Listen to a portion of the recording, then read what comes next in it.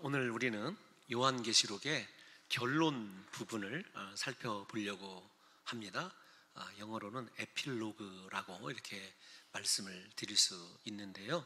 22장 6절에서 마지막 21절까지가 최종 요한계시록의 결론 부분이에요.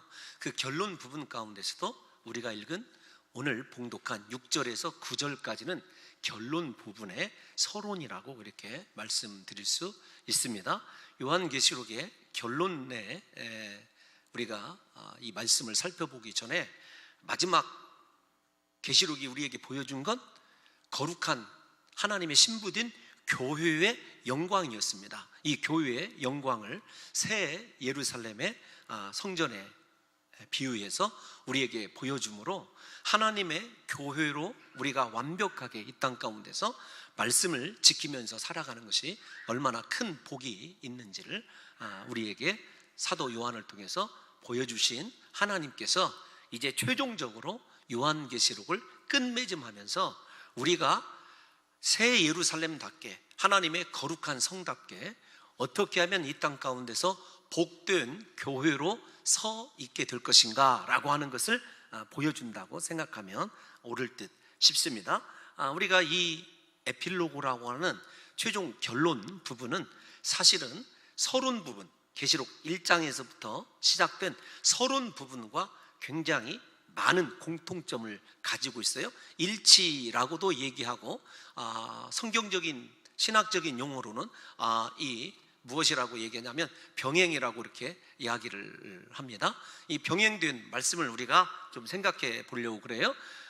먼저 22장 6절 우리 다시 한번 살펴보도록 하겠습니다. 시작. 또 그가 내게 말하기를 이 말은 신실하고 참된지라 주 곧 선지자들의 영의 하나님이 그의 종들에게 반드시 속히 되어질 일을 보이시려고 그의 천사를 보내셨도다. 아멘. 우리 1장 1절 한번 읽어볼까요? 1장 1절 시작. 예수 그리스도의 계시라 이는 하나님이 그에게 주사 반드시 속히 일어날 일들을 그 종들에게 보이시려고 그의 천사를 그 종 요한에게 보내어 알게 하신 것이라. 아멘. 여러분 1장 1절과 22장 6절이 속히 되어질 일들에 관하여 하나님께서 사랑하시는 종들에게 알게 하신 것 내용이 여러분 흡사하지 않습니까? 우리 6장 7절, 22장 7절도 한번 읽어보겠습니다. 22장 7절 시작. 보라 내가 속히 오리니 이 두루마리의 예언의 말씀을 지키는 자는 복이 있으리라 하더라. 아멘. 서론 부분인 1장 3절을 한번 읽어볼까요? 1장 3절 시작. 이 예언의 말씀을 읽는 자와 듣는 자와 그 가운데에 기록한 것을 지키는 자는 복이 있나니 때가 가까움이라. 때가 가깝다라는 말이 22장 7절 결론 부분에서는 앞에서지만 하나님의 말씀을 지키는 것이 복이 있다 이렇게 말씀하고 있지 않습니까? 또 공통점이 하나 더 있어요. 어떤 것이냐면은 우리가 읽지는 않았는데 22장 13절을 보게 되면 다음 주에 살펴볼 부분이에요. 시작. 나는 알파와 오메가요 처음과 마지막이요 시작과 마침이라 이렇게 말씀하죠. 서론 부분인 1장 8절 말씀 한번 읽어볼까요? 시작. 주 하나님이 이르시되 나는 알파와 오메가라 이제도 있고 전에도 있었고 장차 올 자요 전능한 자라 하시더라. 아멘. 조금 무리가 따르기는 하지만 결론 부분과 서론 부분에서 크게 일치하는 공통된 이 세 부분, 지금까지 저희가 읽어본 이 세 구절의 말씀을 통해서 살펴보면 처음과 나중 되시는 하나님께서 반드시 그의 구속사를 이루시기 위하여 이 땅에 속히 다시 오시는데, 다시 오실 때 그 앞에 서게 될 사람들은 누구냐? 하나님의 말씀을 지키는 자라 이렇게 되어 있어요. 서론도 그렇고 마지막 최종 결론 부분도 이 세 가지로 나머지 것들이 다 그렇게 이제 전개되어 나가거든요. 우리 사랑하는 성도 여러분들과 제가 이제 요한계시록이 제 계획상 다음 주면 끝이 나요. 죄송합니다. 52주를 계획하고 1년 동안 하겠다고 그랬는데 여러분 한 주나 두 주가 더 늘어질 수 있어요. 그런데 가장 중요한 게 어떤 거냐면 다 잊으셔도 괜찮아요. 그런데 여러분 하나님만이 역사의 주관자이시고 그 역사의 주관자이신 하나님께서는 말씀대로 속히 다시 이 땅에 분명히 오시는데 어떤 사람들이 그리스도의 거룩한 성스러운 새 예루살렘이 되고 신부가 되느냐? 말씀을 지켜 행하는 사람입니다. 예를 들면 직분이 목사냐 장로냐 중요하지 않습니다. 여러분, 내가 가난하냐 부하냐 그것 주님이 보시는 것 아니에요. 주님이 보시는 건 이 땅 가운데서 우리가 받은 하나님의 말씀대로 더 지키면서 살았느냐 하는 것, 이것 한 가지 보신다는 것을 생각해 염두에 두시면서 오늘 말씀을 저와 여러분들이 살펴볼 때 사랑하는 우리 봉동중앙교회 성도들만큼은 살아계신 하나님, 역사의 주관자이신 하나님만을 두려워할 뿐만 아니라 우리의 구속을 위해서, 죄사함을 위해서 십자가에 못 박혀 죽으신 우리의 진정한 사랑, 우리의 진정한 사랑과 경배의 대상인 예수 그리스도께서 분명히 다시 오시는데 그 다시 오시는 예수님 앞에 설 수 있는 거룩한 신부의 자격은 세상적인 것이 아니라 오직 그분이 나에게 부탁하신 하나님의 거룩한 말씀을 지켜 행하는 것, 지켜 행한다라고 하는 이것이 하나님께서 복이라고 선언하셨다는 것을 여러분 우리에게 강조하고 있다는 것을 이해하셔서 믿으셔서, 여러분 성경에서 요한계시록에서 주님이 복이 있다, 복이 있다에 대해서 7번 말씀하시거든요. 요한계시록 때에서. 그런데 이 복이 있다라고 하는 것, 우리가 생각하는 세상적인 복은 단 한 차례도 언급하지 않습니다. 복 있는 사람은 누구냐면 말씀을 지키고 말씀을 행하는 사람, 그 사람이 복 있는 사람이에요. 왜냐하면 지금 우리의 복은요, 세상에 드러나는 것은 복이 아닙니다. 진정한 복은 언제 드러나게 되어 있냐면 우리가 하나님을 이 땅 가운데서 어떻게 섬겼는지, 그분을 어떻게 경배했는지는요, 우리의 신랑 되신 주님 앞에 서게 되었을 때, 그때 우리의 영적인 말씀을 지켜낸 실력이 여러분 드러나게 되어 있다는 사실을 저와 여러분들이 다시 한번 깊이 자각하셔서, 저와 여러분들이 이제 계시록이 끝나는 순간부터 나는 오직 하나님의 말씀으로만 살아야 되고 하나님만 경배해야 된 하나님의 거룩한 종이라고 하는 그런 아름다운 내 자기 정체 속에 분명한 여러분 그 의식까지 생기는 역사가 일어나므로 우리 성도들만큼은 그리스도의 신부로 단 한 사람도 탈락함 없이 모두 다 그렇게 예수 그리스도의 혼인잔치에 들어갈 수 있는 아름다운 교회로 성장해 가시기를 예수님의 이름으로 축원합니다. 여러분, 특별히 우리가 이 다음 주에도 다시 언급이 됩니다만은 이 마지막 최종 결론 부분에 예수 그리스도의 말씀, 성령의 말씀, 천사의 말, 그 다음에 사도 요한의 말이 그렇게 주고받고 약간은 집중하기 어려울 정도로 산만하게 전개되는데, 예수 그리스도께서 우리에게 4차례에 걸쳐서 강조하는 것이 있어요. 그것이 무엇이냐면 2가지입니다. 크게는 2가지이고 그 2가지 것에서 이 곁가지를 치게 되면 4가지인데, 하나는 어떤 것이냐면 악인은 회개할 줄 모르고 악 그 자체로 살아가게 된다는 거예요. 그러니까 여러분, 우리에게 말세에 회개하고 돌이킬 수 있는 것이 얼마나 큰 복인지 우리가 생각해야 됩니다. 여러분, 어떤 거냐면 악인이 다른 사람이 악인이 아닙니다. 물론 우상 숭배하고 음행을 행하고 세상과 타협하고 다 악인의 범주에 속해져 있지만, 내가 생각할 때 회개할 것이 없다, 내가 생각할 때 하나님께로 돌이킬 것이 없다라고 생각하는 것이 하나님께서 그 마음 그대로를 내버려 두신다니까요. 그게 하나의 말씀이고, 또 하나는 주님이 결론 부분에서 강조하시는 것은 진정한 그리스도의 신부는요, 주님 오시는 그날까지 하나님께 죽도록 충성하는 사람이에요. 충성에 대해서 주님이 강조하거든요. 그럴 뿐만 아니라 충성하는 그것에 대해서 어떤 상이 예비되어 있는지 받을 상까지 주님께서 우리에게 말씀해주고 있습니다. 오늘 저는 여러분들에게 이 2가지, 나는 회개할 줄도 모르고 또 회개한 대로 하나님께 완벽하게 들어가지 못하는 악인인가, 혹은 나는 예수 그리스도께 내 무릎을 들이며 그분을 진심으로 사랑하고 그분이 내게 부탁한 말씀을 지키는 그리스도의 신부인가, 이 2가지가 결론 부분에 이렇게 딱 기둥처럼 서 있어요. 왜 그 2개의 기둥을 이렇게 세워놨냐면, 제가 볼 때는 그렇습니다. 너 인생 순례의 길을 행하면서 네가 닿을 수 있는 마지막 종착역이 어디인지 생각해 보라는 거예요. 그래서 저는 이 에필로고가 무엇이라고 저 혼자 결론을 짓냐면, 내 인생의, 내 신앙의 현주소를 판단하게 하는 나침판이 여러분 22장 6절에서 21절이라고 생각이 되어집니다. 지금까지 계시록을 여러분 10번 이상 읽으신 분들이, 우리 성도들이 꽤 계셔요. 제가 계시록을 강의하면서 최소한 10번 정도 읽어주시기를 부탁드렸거든요. 그런데 정말로 10번씩 읽으신 분도 계실 뿐만 아니라 10번씩 필사하신 분도 계셔요, 계시록을.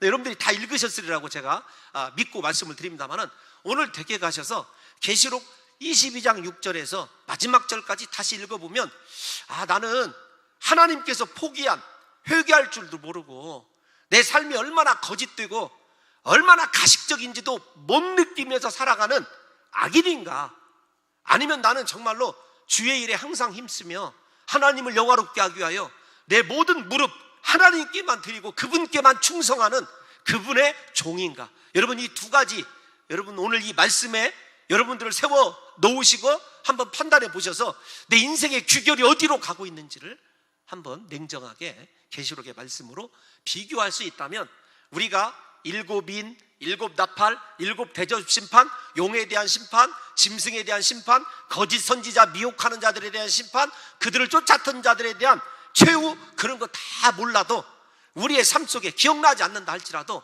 이 마지막 두 번의 결론 부분의 설교를 통해서 우리 사랑하는 성도 여러분들과 제가 하나님이 서론과 결론에서 그토록 강조하는 하나님 말씀을 지키기 위하여 목숨을 내거는 하나님께 충성하는 자인가, 그리고 나는 분명히 내 인생보다도 우리의 내 삶까지도 다 주장하고 계시는 하나님 중심의 삶을 살아가고 있는가, 나는 그리스도 예수만 사모하면서 예수님이 내게 다시 오실 그날만을 진실로 사모하고 고대하고 기다리는 거룩한 신부의 삶을 살아가고 있는지를 우리 사랑하는 성도 여러분들과 제가 분명하게 확인하는 그런 역사만 있다고 하더라도요, 요한계시록을 약 1년 동안 52주 넘어서는 53주를 강의하는 보람이 있을 거라고 그렇게 생각이 되어집니다. 먼저 우리가 22장 6절을 한번 살펴보게 되면 우리에게 주님이 하신 말씀이 어떤 거냐면 이런 거예요.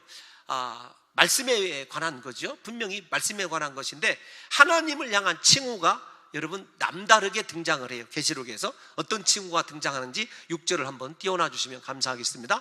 어떻게 하냐면, 먼저 두 가지로 말씀을 드릴 수 있어요. 하나님의 말씀은 신실하고 참되다, 이렇게 이야기합니다. 진리라는 거예요. 말씀대로 이루어진다는 것입니다.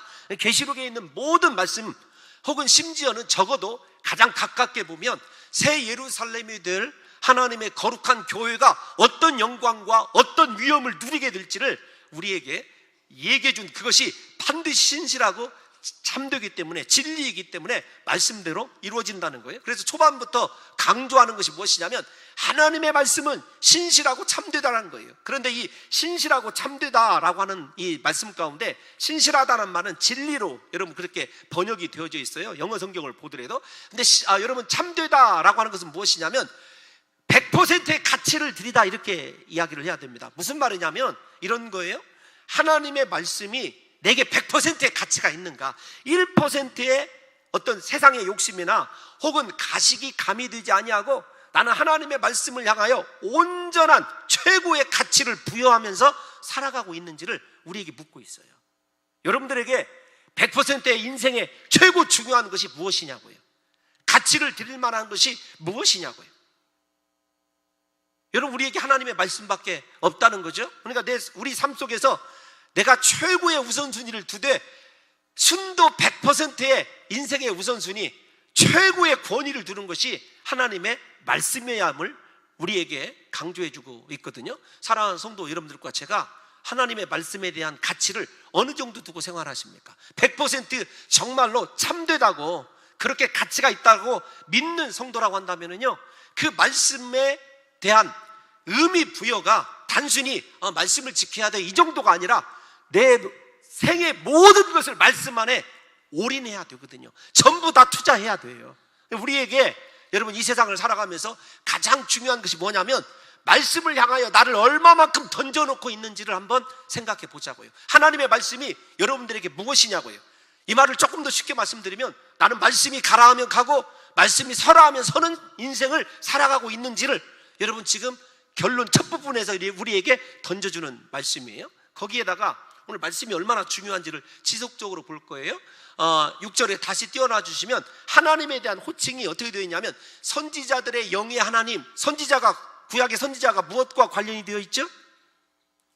말씀을 선포하는 자들 아닙니까? 하나님이 주시는 말씀대로 여러분 선포하는 사람이 선지자예요. 그러니까 선지자들의 영의 하나님, 이 말씀을 어떻게 번역을 해야 되냐면 하나님의 영에 의하여 성령에 감동된 자들이 여러분 선지자라고 하는 것을 볼 때 선지자들을 감동하셨던 하나님, 이렇게 번역을 해야 돼요.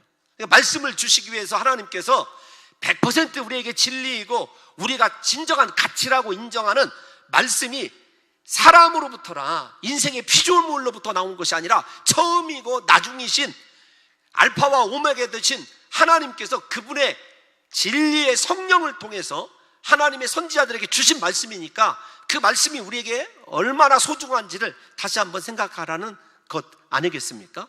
뿐만 아니라 6절 하반절에는 다른 사람에게 이 말씀을 보여주신 것이 아닙니다. 오늘 종들이란 단어가 많이 나오는데 종이 무엇인지는 마지막 최종적으로 말씀을 드릴 거예요.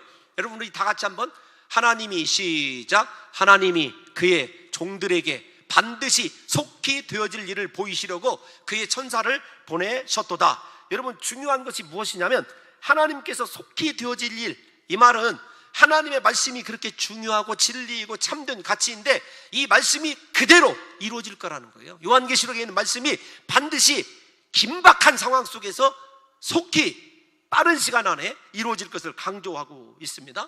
여러분 이렇게 6절을 보게 되면은 속히 되어질 일, 하나님의 말씀 전체 요한계시록에게 우리에게 집중을 요구한다고 한다면 7절 말씀을 한번 띄워놔 주십시오. 7절 말씀은 조금 다릅니다.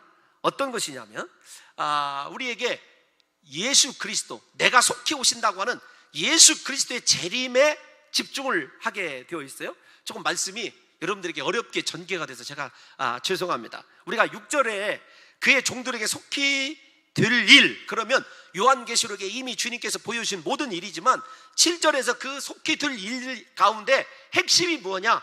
그리스도의 재림이라는 거죠. 그러니까 예수님이 반드시 오신다는 거예요? 오시지 않는다는 거예요? 반드시 오신다는 것입니다. 그러니까 우리의 신앙생활의 긴박함은 다른 데 있지 않습니다. 하나님의 말씀에 100% 가치를 둬야 될 것은 무엇이냐면 주님이 반드시 다시 오시기 때문에 그래요. 말씀의 주님이 나에게 반드시 다시 오시기 때문에 우리가 하나님의 말씀에 100%의 가치를 두면서 신앙생활을 해야 되거든요. 여기만 보더라도 좀 두려운 것이 무엇이냐면 여러분 우리는 하나님의 말씀에 100% 가치를 두고 신앙생활, 그리고 반드시 예수님께서 다시 오신다고 하는 이 두 가지 것을 진짜 이게 생명처럼 여기며 살아가야 되는데 대부분 세상 일에 가치 많이 두죠. 예수님 다시 오신다는 거요? 이론적으로는 알긴 아는데 그분의 신부로 내가 얼마나 준비되어 가고 있느냐고요. 여러분 우리 교회에 결혼식을 앞둔 이 젊은 청년들이 있습니다. 12월 달에 결혼식을 하는데 결혼 준비하는 거 보면은요 참 이게 쉬운 일이 아니지 않습니까? 얼마나 많은 그 대화들이 있고 또 준비되어 가는 거 보게 되면 야 정말 이게 큰일은 큰일이구나 이렇게 생각이 되어져요. 하물며 세상에서의 결혼식도 그런데 내 인생의 구주가 되시고 나의 주인이신 나의 신랑이신 예수 그리스도 앞에 서게 된다고 하는 준비를 여러분들이 얼마큼 하고 있는지를 생각해 보라고요. 여러분 준비되어 있습니까? 혼인식장 안에 들어갈 준비가 다 끝나 있느냐고요. 신부로서의 준비가 다 끝나 있는 것, 그게 무엇이냐면 말씀이 참되다, 여러분 진리다라고 하는 가치를 두고 살아가는 사람의 일반적인 특징이라는 것입니다. 예수님은 반드시 다시 속히 오십니다. 그런데 여러분 속히 오시는 이 과정을 통해서 말씀을 좀 많이 띄워놔 주셔야 돼요. 7절 말씀 한번 띄워놔 주시면 주님이 뭐라고 얘기냐면 이 예언의 말씀을 지키는 자가 복이 있다 이렇게 말씀드립니다. 다시 강조하지만 복은요 한 번도 요한계시록에서 돈, 출세, 성공을 복이라고 얘기한 적이 없어요. 하나님의 말씀을 지킬 수 있는 능력을 주신 것, 하나님을 사랑하게 되는 것, 하나님의 교회로서 하나님과 소통하고 하나님의 뜻을 이루어가는 것을 성경에서 복이라고 하거든요. 여러분들은 무슨 복을 지금 누리며 살아가고 있는지를, 구하고 살아가고 있는지를 한번 생각해 봐야 됩니다. 우리는 자녀들이 출세하고 잘 되거나 혹은 내 인생이 조금 무언가 형통한 일을 만나면 복 있다라고 생각해요. 그런데 힘들고 고통스러워도 하나님 말씀 지키면서 다시 오실 주님, 내 신랑 되신 예수 그리스도를 사모함으로 이 세상을 이겨내고 타협하지 아니하고 끝까지 생명처럼 말씀 지키는 것을 복이라고 생각하는 사람은 여러분 드물다는 거죠. 아이고, 그런 사람을 바라보면서 오히려 혀만 안 차도요 감사하다고 생각해야 될 형편 아니겠습니까? 우리가 중요한 것이 어떤 것이냐면, 예언의 말씀을 읽는 자와 듣는 자들과 그 가운데 기록한 것을 지키는 자가 복이 있다고 말씀하셨던 그 말씀이 여러분 듣는 것, 읽는 것이 사라지고 이제 지키는 것만 남아있다는 거예요. 우리에게 이론이 중요한 것이 아니라는 거예요. 듣고 읽어서 아는 지식이 중요한 것이 아니라 지켜내는 힘이 중요하다는 거예요. 마지막 순간에는요, 너 성경 공부 얼마큼 했냐, 네가 지식적으로 얼마나 알고 있느냐, 그것 중요한 게 아니에요. 너 말씀대로 살았느냐라고 하는 것이 굉장히 중요하거든요. 그러므로 여러분, 반드시 속히 오실 예수님을 신뢰하는 우리들에게 요구되는 것은요, 주님 말씀대로 살아가는 거예요. 말씀대로 살아가는 것, 이게 말세에 우리가 취해야 될 유일한 신앙의 여러분 모범이라는 것을 인정하셔야 됩니다. 말씀을 실천하는 능력을 갖는 것이 말세에 복 있는 성도이라는 것을 우리가 인정해야 돼요. 여러분, 그런 의미로 요한계시록을 보게 되면은, 요한계시록의 기록 목적은 그리스도의 거룩한 신부인 새 예루살렘의 주인공인 교회가 하나님의 말씀을 실천해내는 영적인 능력을 배양하는 교회예요. 우리 교회가 정말로 하나님 앞에서 건강한 교회다, 그 말은요, 선교 많이 하고 구제 많이 하고 물론 그런 것도 필요해요. 중요한 건 뭐냐면, 성도 한 사람 한 사람이 말씀 지켜내기 위해서, 말씀대로 살아가기 위해서 생명 내걸고 몸부림치는 교회라고 한다면, 여러분, 그 교회가 진정으로 건강한 교회라는 거죠. 교회는요, 겉으로 드러나는 화려함이나 외적인 수치가 중요한 것이 아닙니다. 모든 성도들이 그리스도의 신부라고 하는 영적인 자존감에 사로잡혀서 말씀대로 살아내는 실제적인 말씀의 열매를 여러분 맺어서 보여주는 교회가 실력이 있는 교회라니까요. 왜냐하면 주님은 그 교회를 향하여 반드시 다시 오시기 때문에 그렇습니다. 다시 되풀이되지만, 다시 오실 주님을 맞이하기 위해서 무엇보다 우리에게 필요한 것은요, 말씀대로 살아낼 수 있는 영적인 능력을 갖추는 것. 여러분, 영역이 다른 것이 아닙니다. 어떤 카리스마틱한 일을 경험을 하고 예언을 하고 무슨 방언 통변을 하는 것이 영적인 능력이 아니라 말씀대로 살아낼 수 있는 것이 영역이에요. 하나님이 말씀하시면 그 말씀을 듣고 행해낼 수 있는 것이 영역이라니까요. 오늘날 한국 교회에 필요한 것은요, 바로 이 영역입니다. 누구보다도 이 홍목사에게 필요한 것이 어떤 것이냐면, 말씀을 가르친 대로 실천해내는 영역이 필요하거든요.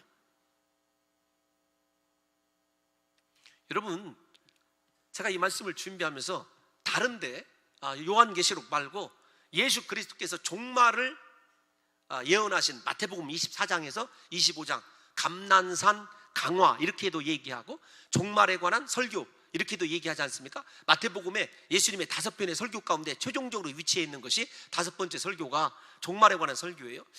그리고 이 말세를 얘기한 사도 바울, 뭐 이런 사람, 사도 바울의 말씀, 예수 그리스도의 말씀을 비교를 해봤어요. 그랬더니 항상 예수님께서요, 종말에 대한 경고를 하시고 난 이후에 우리에게 마지막 경고로 이렇게 덧붙인 것이 무엇이냐면, 또 말씀을 지켜라, 말씀에 충성하라는 메시지였어요. 여러분들에게 그걸 한번 입증해 보려고 생각합니다. 예를 들면은 마태복음 24장 32절에서 25장 30절 종말 여러분 설교회 때 주님께서 무화과 나무의 비유, 노아의 때 비유, 악한 종의 비유, 잘 들어보십시오. 악한 종의 비유, 그 다음에 열처녀의 비유, 달란트 비유, 이렇게 다 끝내셨어요, 설교를. 종말에 관해서 제가 종말 설교 여러분들 주일에 하면서 뭐라고 그랬죠? 때와 시 이런 것이 중요한 것이 아니라, 징조가 중요한 것이 아니라, 말세에는 한 가지만 조심하면 된다. 사람의 미혹에 빠지지 않도록 주의하라. 이거 하나 하고, 두 번째로는 중요한 것이 무엇이냐면 하나님 앞에 죽도록 충성하는 거예요. 그래서 종말 설교의 마지막 세 부분은요, 전부가 나는 그리스도의 거룩한 신부로 깨어 있는가, 나는 정말로 달란트 비유대로 2달란트 5달란트 맡은 자답게 내가 맡은 일에 충성하고 있는가. 그 다음에 여러분 무슨 비유인 줄 아십니까? 양과 염소의 비유예요. 양과 염소 갈라놓고 우리가 잘 아는 대로, 너희는 내가 배고플 때 먹을 것을 주었고, 내가 목마를 때 마실 것을 주었으며, 내가 병에 걸렸을 때 나를 돌아봐 주었고, 내가 감옥에 있을 때 찾아봐 주었다. 주여, 어느 때에 우리가 그렇게 하였나이까? 여기 있는 소자, 작은 자에게 한 것이 곧 내게 한 것이니라. 이게 여러분 종말설교의 결론이에요. 결론. 무슨 말이죠? 말씀대로 살아내는 것이 마지막 종말의 징조나 이런 것보다도 훨씬 더 많이 주님이 강조해 놓으셨어요. 말세라는 걸 안다면 내가 말씀을 지켜내는 힘이 얼마나 강하고 하나님께 충성을 하되 어떻게 충성하고 있는지를 생각해 봐야 한다는 것입니다. 여기만 그런 것이 아닙니다. 여러분, 사도 바울이 말세에 대해서, 재림에 대해서 설교를 하고 난 이후에 고린도전서 15장 58절에서 이렇게 얘기하고 있어요. 다 같이 한번 읽어볼까요? 시작. 그러므로 내 사랑하는 형제들아, 견실하며 흔들리지 말고 항상 주의 일에 더욱 힘쓰는 자들이 되라. 이는 너희 수고가 주 안에서 헛되지 않은 줄 알미라. 언제요? 언제 주셨다고요? 재림에 관해서 얘기하고 난 이후에 경고가 뭐냐면, 마지막 덧붙여준 에필로그가 뭐냐면, 내 사랑하는 형제들아, 견실하라는 거예요. 흔들리지 말라는 거예요. 그러면서 강조한 것이 뭐냐면, 항상 네가 기쁠 때나 슬플 때나, 네가 기분이 좋을 때나 나쁠 때나 항상 주의 일에 어떻게 해요? 똑같이? 아닙니다. 더욱 힘쓰는 자들이 되라. 여러분, 이게 마지막 주님이 사도 바울을 통해서 고린도 교회에게 준 재림에 대한 메시지 이후에 주신 에필로그예요. 여러분, 곰곰이 이 시간 생각해 봐야 돼요. 내가 정말로 주님의 재림을 확신하는 성도라면 나 주의 일을 어떻게 감당하고 있는지 생각해 보십시오. 주일날 한번 와서 이렇게 자리 대피다 가는 것이 주의 일일까요? 아는 것은 많아서 무슨 우리 교회는 어떻게 해야 되고 무엇을 어떻게 해야 되고 아는 것은 많은데, 여러분, 말세를 살아가는 주님이 지식을 예를 들면 읽는 것, 듣는 것 늘려라 그렇게 얘기 안 했다니까요. 주의 일에 힘쓰라. 흔들리지 말아라. 주의 일에 항상 힘쓰되 더욱 힘쓰는 자들이 되라. 그러면서 뭐라고 얘기했냐면, 너희 수고가 주 안에서 헛되지 않은 줄 압니다. 그러니까 우리 인생에요, 마지막 가치는 어디에 있냐면 주의 일을 위해서 쓴 것만 가치가 있어요. 그렇게 주님을 위하여 수고한 것만 하나님께서 바라보시고 가치를 계산해 주십니다. 오늘 가치라는 말이 참 많이 나오는데 생각해 보세요. 여러분의 인생, 예를 들면 우리가 100세를 산다고 합시다.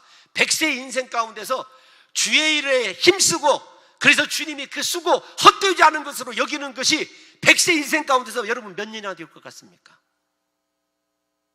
여러분들이 생각할 때 지금 이렇게 신앙생활하는 것이 주의 일에 힘쓰는 거라면 지금 이대로 하세요. 아니면 돌이켜서 나는 주를 위해서 어떻게 충성해야 될 것인가, 어떻게 수고해야 될 것인가. 여러분, 돌이키적인 것이 있다면요, 우리 사랑하는 성도 여러분과 제가 깨어서 하나님을 향하여 100% 돌이키고 헌신해야 돼요. 제가 여러분 폭폭에서 일부 예배 때 이런 말씀을 드렸습니다. 아니, 다른 얘기 하지 않고요, 제 머리카락 얘기를 했어요. 머리카락 얘기를 1월에서 10월까지는 그래도 제법 머리카락이 잘 보존이 된다. 왜 그러냐면 우리 교회 청년 하나, 이희원이라는 형제가 제가 머리가 이렇게 빠진다고 미녹실이라고 이렇게 뿌리는 걸 이렇게 좀 주었어요. 그래서 머리를 이렇게 같이 뿌리면서 어제 이제 만났어요. 목사님 머리는 어떠세요? 희원이하고 만나면 둘이 가장 큰 대화가 머리거든요. 희원이도 걱정이에요. 장가가기 전에 머리가 이렇게 빠질까 봐. 제가 이렇게 얘기했습니다. 어떻게 얘기했냐면, 야, 10월까지는 머리가 잘 이렇게 보존이 돼. 그런데 11월 달부터 내년도 무슨 리더들 세우고 그 다음에 교사 찬양대 세울 때쯤 되면은 이렇게 된다. 한 주먹씩 빠져, 한 주먹씩. 제가 일부 때 과격한 말씀을 드렸어요. 설교를 어떻게 드렸냐면 이렇게 했습니다. 여러분, 예수 그리스도께서 나의 죄를 위하여 십자가에 못 박혀 죽으신 것을 생각해 보세요. 그 사랑대로 살아내려면은요, 우리 안에 있는 모든 것 다 드려도 아깝지 않지 않습니까?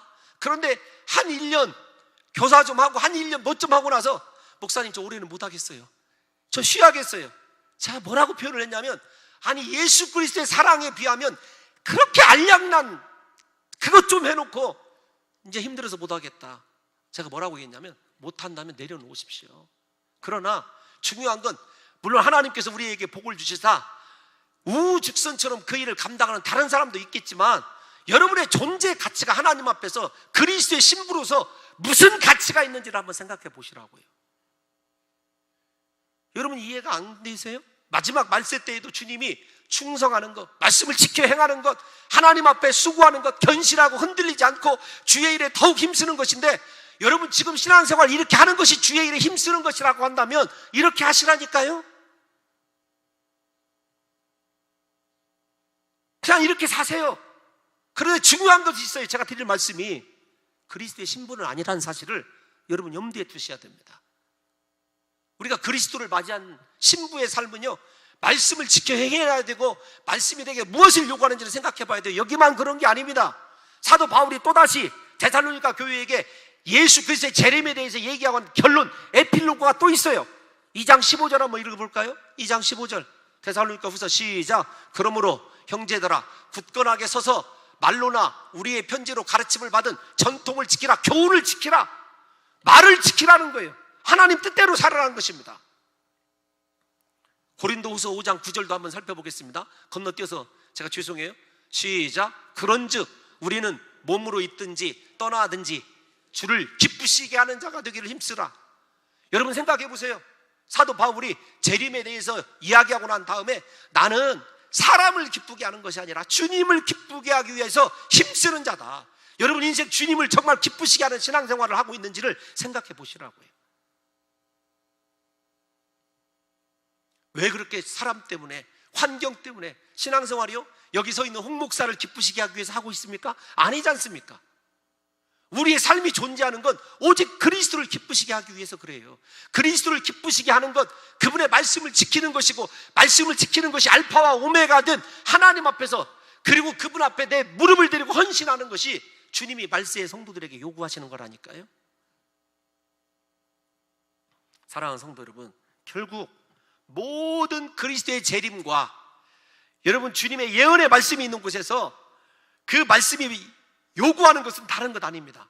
말씀의 실천, 말씀에 충성하라. 너 하나님의 일에 충성하라는 거예요. 그리스도의 신부답게 충성하라는 것입니다. 다시 말씀을 드리지만 여러분 막 아프라고 말씀드리는 게 아니에요. 여러분 그리스도의 십자가 사랑에 한번 생각해 보세요. 우리가 드리는 헌금이 그 사랑이 얼마나 미치는가. 내가 드리는 시간과 내가 드리는 충성이 그 사랑에 비하면 얼마나, 죄송합니다, 여러분들 마음을 상하게 하려는 것이 아니라 얼마나 하찮하고 보잘것없는지를 한번 생각해 보십시오. 그것 해내면서도요, 하나님 앞에 온갖 생색 다 내면서 주님은 예수 그리스도 우리에게 주시고도요 생색내지 않으셨어요.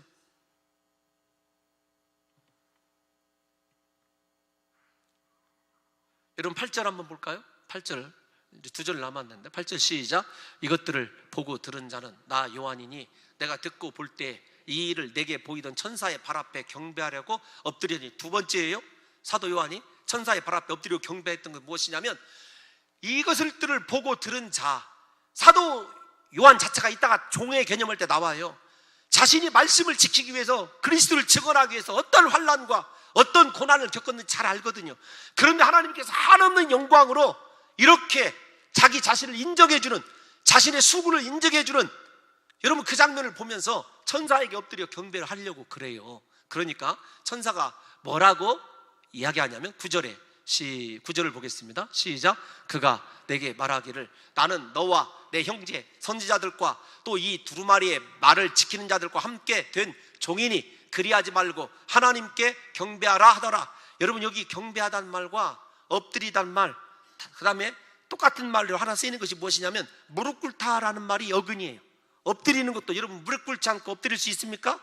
경배하는 것, 여러분 하나님 앞에 무릎 꿇지 않고 경배할 수 없죠. 근데 중요한 게 있어요. 유대인의 시각으로 바라보게 되면 유대인들은 무릎을 어느 때만 꿇게 되어 있냐면 하나님을 경배하고 예배할 때만 꿇게 되어 있어요. 기도할 때 심지어는. 여러분 보통 비상한 기도할 때 무릎을 꿇거든요. 잘 아는 대로 유대인들 서서 기도합니다. 근데 무릎을 꿇는 유일한 때가 어느 때냐면 하나님을 경배하거나 간절한 기도에 요청이 있을 때 여러분 그렇게 무릎을 꿇거든요. 생각해 보세요. 하나님만 경배하라 이 말 속에는 사도 요한에게 또 그 시대에 모든 이 요한계시록을 받는 독자들에게 뭐라고 얘기하냐면 무상숭배하지 말아라, 오직 하나님만 경배하라, 그 말이 일단 1차적으로 주어진 말이겠죠. 그런데 가장 중요한 것은 무엇이냐면 사도 요한에게 강조하는 것이, 물론 천사나 내가 아무리 세상에서 성공하고 잘 나가도 내가 하나님 자리를 대신해서 하나님이 받아야 될 경배를 가로채지 말아라 이런 말도 포함이 되지만, 경배는 그런 뜻이 아닙니다. 하나님 앞에 엎드리는 것, 우리에게 주신 경고는 무엇이냐면 우리가 지금 하나님만을 섬기라 경배하라, 그 말은 예배 시간에 이렇게 예배하는 것이 아니라 이런 거예요. 나는 하나님만을 위하여 선택되어진 하나님의 사람입니다. 그런 뜻이거든요. 예를 들면 이 말이 여러분들에게 제가 사사기를 강의할 때 7장 유대 랍비의 주석을 가지고 여러분들에게 인용하면서 기도원과 300용사, 하나님의 기적을 체험할 300용사 안에 들어갈 때 하나님께서 사람이 많다 거절할 때 물을 먹이게 해요. 그럴 때 개처럼 물을 핥아먹은 자와 사사기 7장 5절을 보게 되면 무릎을 꿇고 물을 마시는 자는 여러분 300용사에 들어갈 수가 없었어요. 끝에 한번 볼까요? 아유, 띄워줘서 감사해요. 시작. 또 누구든지, 시작. 또 누구든지 무릎 꿇고 마시는 자들도 그와 같이 하라. 무슨 말이냐면 하나님께 무릎을 드리지 아니하고 자신의 목마름, 인생의 갈증을 해결하기 위하여 하나님께 예배하는 데만 돼야 될 무릎을 꿇은 자들을요 300용사에서 제외시켰어요. 다시 우리에게로 돌아와 볼까요? 사랑하는 성도 여러분들과 저를 예수 그리스도께서 왜 십자가의 구속의 은혜로 우리를 세워두셨냐면 오직 하나님을 경배하고 그분 앞에만 무릎 꿇고 그분에게 예배하는 자로 우리를 세워두셨어요. 그런데 하나님이 주신 모든 놀라운 은혜와 은총을요 우리의 인간의 명석하다고는 생각하는 머리가 다 누구를 위해서 쓰게 만들었냐면 내 자신의 목마름, 세상을 향한 갈증, 세상을 향한 부귀, 출세하는데 하나님이 주신 지혜도 능력도 은혜도 다 사용해버리고요 정작 하나님께 드려야 될 무릎이 남아있지 않은 성도들이 오늘날 이 시대의 성도들이에요. 다시 말씀을 드리지만 하나님만 경배하라, 그 말은 여러분 우리에게 마지막 순간에 요한계시록에서 아주 절절한 말씀이에요. 나는 정말 하나님만 경배하는데 내 무릎이 사용되는지 생각해 보세요. 혹시 하나님을 믿을 때 내 인생의 목마름을 해결하는 수단으로 하나님 저 돈이 필요합니다, 건강이 필요합니다, 하나님 기적이 필요합니다, 그게 아니라 진실로 나는 하나님을 경배한다고 한다면요 내 삶의 모든 것들이 오직 그리스도만 위하여 쓰여지게 되는 것, 그것이 진정한 경배이고 하나님이 주신 은혜와 능력을 내 삶의 문제 해결하는 데 사용하는 사람, 누리고 지금까지 온 것 내 자랑이고 내 경력이기 때문에 자기 마음대로 신앙생활 잘하는 것처럼 해서 살아가는 그것, 죄송하지만 마지막 순간에 하나님이 가리어내십니다. 양과 염소로. 사랑하는 성도 여러분, 하나님 앞에 무릎을 꿇어 진실로 경배하는 하나님만 위한 백성입니까? 또 하나 제가 이 말씀의 그 결론 부분에 다 와 있어요. 어떤 거냐면 하나님이 과연 내 경배를 받으시기 위해서 우리를 종으로 이렇게 세워 두셨는데 여러분 우리 종의 개념을 한번 마지막으로 살펴보려고 그래요. 9절 말씀 한번 조금 건너뛰고 한번 보겠습니다. 9절 말씀 한번 볼까요? 9절 말씀, 종이 누구냐? 시작. 나예요. 나는 누구죠? 천사입니다. 천사는 하나님의 말씀대로만 전하는 사람이죠. 그 다음에 너는 누구죠? 사도 요한이에요. 그러면 하나님의 종이라고, 다 된 종이니 그렇게 얘기하고 하지 않습니까? 여러분 종이라고 인정받는 사도 요한이 어떻게 수고를 하였는지 계시록 1장 9절 한번 읽어볼까요? 시작. 나 요한은 너희 형제요 예수의 환난과 나라와 참음에 동참하는 자라. 잠깐만요. 여러분 종의 기준을 대해서 얘기하는 거예요. 천사도 종이고 너도 종이라고 그랬는데 제가 그전에는 하나님의 종이다 이런 생각 많이 했는데 이 말씀을 연구하는 그 순간부터 나는 하나님의 종이 아니라고 여러분 생각을 하게 됐어요.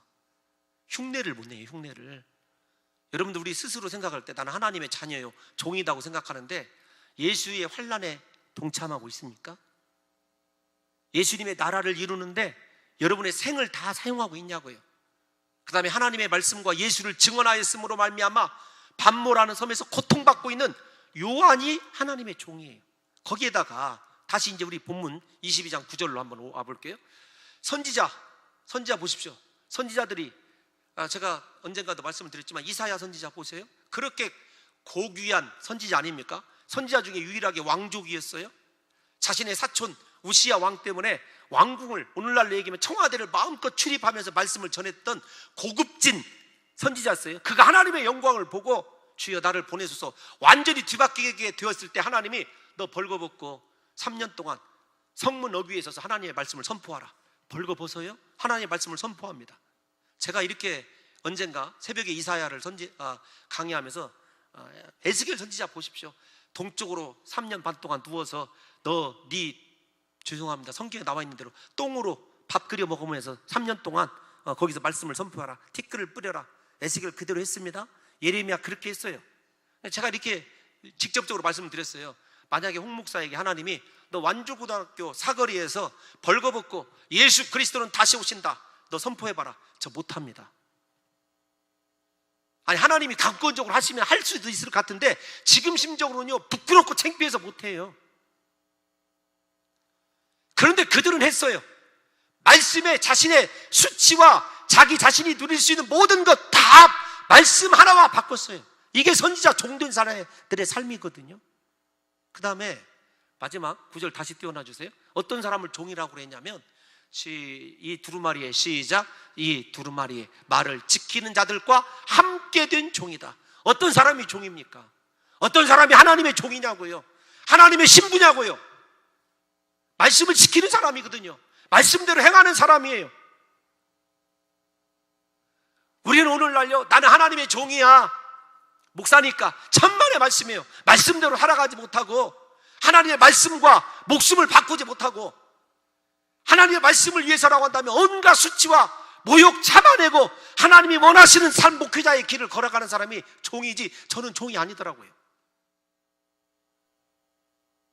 여러분, 우리 삶이 얼마나 하나님 앞에서 지금 가증스럽고 겉으로는 내가 하나님의 자녀예요, 하나님의 신부예요. 여러분들은 안 그러지 모르지만 죄송하지만 제 자신을 볼 때는 더 그래요.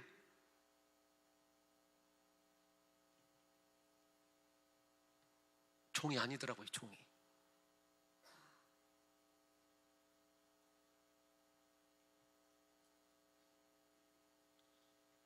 제 삶이 하나님만을 경배하고 말씀을 지키는 자인지를 한번 생각해 보라는 것입니다. 이사야 선지자나 사도 요한, 이사야 선지자는 나중에 말씀을 지키다가 여러분 어떻게 됐죠? 토백해 죽임을 당했어요. 여러분, 말씀 지키기 위해서 얼마큼 하나님을 선택하기 위해서 여러분의 것을 희생해 본 적이 있느냐고요.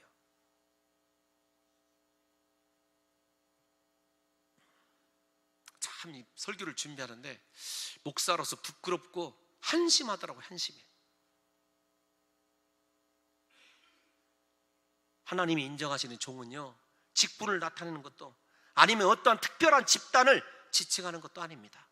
오직 하나님의 진리인 말씀을 지키며 환난과 핍박 가운데서도 예수 그리스도를 증거하고 하나님의 말씀이라고 한다면 생명을 바쳐 헌신하는 사람들이 여러분 종이더라고요. 요한계시록 강의를 마쳐가면서 사랑하는 성도 여러분들과 제가 진실로 하나님의 말씀에 생명을 바치는 하나님이 인정하시는 종인지 아니면 세상에 의하여 지배당하고 세상으로 달려가는 세상에 속한 사람인지를 분명하게 점검해 봐야 되죠. 다시 말씀을 드립니다. 목사이기 때문에 그리스도의 거룩한 신부로 천만의 말씀입니다. 장로이기 때문에, 권사이기 때문에, 안수집사이기 때문에 아닙니다. 여러분, 우리 주님이 우리에게 가장 귀중한 요한계시록을 위해서 세워두신 세 개의 기둥, 하나님만이 영원하신가, 다시 오실 예수 그리스도 그분을 진실로 믿고 있는가, 그분을 앞에서 나는 정말로 생명 다하여 이 말씀을 지키고 있는가. 여러분, 우리 이 새벽에, 이 아침에 우리 사랑하는 성도 여러분과 제가 진실로 가슴을 두드리면서 우리 인생의 나침반이 어디를 향하여 가고 있는지, 우리 하나님 신이 말씀의 나침반으로 내 삶과 신앙을 점검해 보심으로 말미암아 이 자리에서 예배드리시는 사랑하는 성도 여러분들과 제가 주님 모시는 그날까지 오직 말씀만을 붙들고 하나님 생명 다하여 이 말씀 지키고 말씀대로 살아갈게요 결단하는 역사가 있으시기를 예수님의 이름으로 축원합니다. 하나님 아버지, 오직 말씀대로 행할 수 있는 은혜와 능력을 더하여 주옵소서. 예수님의 이름으로 감사드리며 기도하옵나이다. 아멘.